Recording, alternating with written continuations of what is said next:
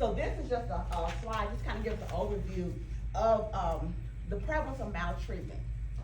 And so if you look at this, most of it's neglect. Anything else you notice?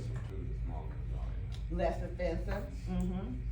So they are in most of these areas. So just being mindful, and I know you all probably have a lot of children that have a lot of families have a lot of ACEs, so you're familiar with this, but just being mindful that this is what we're looking at as far as adverse childhood experiences that our children and families are experiencing. When we do interviews, we get all over the state, and I get a lot of clients from all of these areas. So sometimes things may not is happening. So that's something to just kind of be mindful of, that it may not be as much in the public knowledge, but it's happening in all these places. When you go into that sympathetic, that fight, flight, or freeze, all of your energy, all the blood flow is going to the extremity so it can do some kind of action, okay? So you're not digesting food, you're not thinking, because like, I just need to act, do something quickly, because it's survival, okay? So when someone is in that survival, then they're not able to access the problem solving, decision making. So that's why we have to be calmed down before they can actually problem solve and make healthy decisions. From the earliest years, relationships with others play a key role in shaping how our brain grows and develops. Early relationships, where there is abuse and neglect, have a long-term impact on children. A brain that has adapted to survive in a threatening or unpredictable world may not work so well in an ordinary environment. This can create what is called latent vulnerability, where early abusive or neglectful experiences with carers put children at greater risk of experiencing mental health problems in the future. You know, it's like if I'm constantly worried about where I'm asleep, if I'm gonna have some food to eat, if somebody's gonna bother me at night, if I'm staying up at night because I can't sleep because I'm trying to watch see what's going on, then I'm not learning. I'm not at and realize, hey, they had a whole lot of adverse childhood experiences. So this is where all the trauma research really began. It's like, okay, if we can intervene in childhood, then we maybe can prevent some of these negative consequences. They're not knowing how to actually interact with people. And so if in my environment, I can't trust people.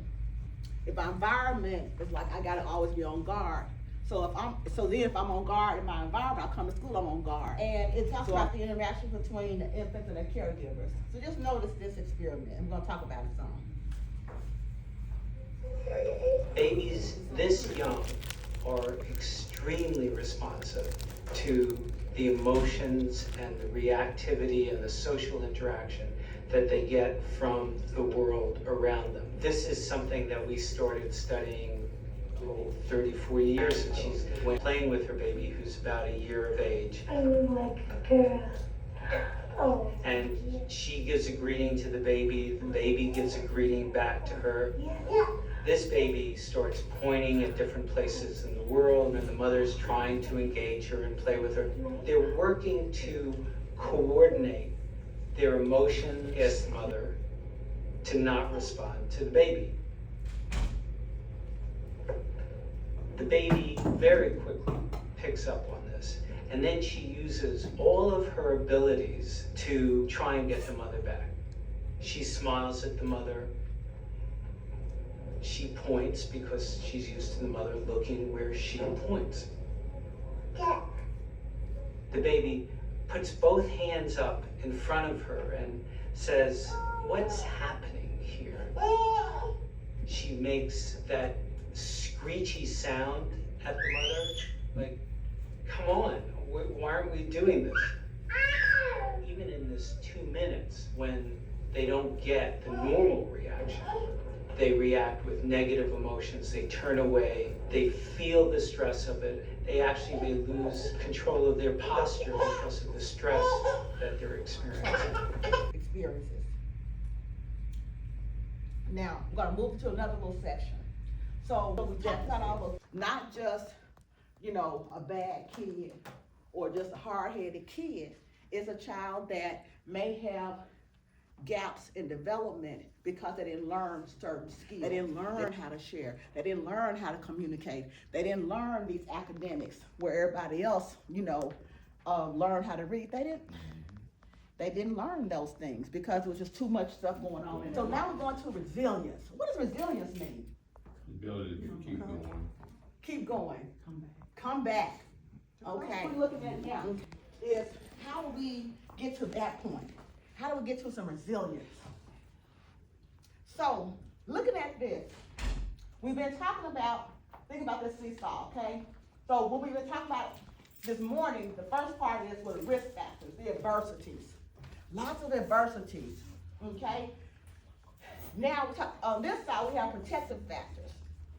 So the resilience is being able to, have that balance where you have those protective factors that help you to overcome those adversities. And then we're resisting re-traumatizing individuals, okay? So that's what we're talking about. A lot of times if you just see somebody do something and, you don't understand why, it can be easy just to go to consequences.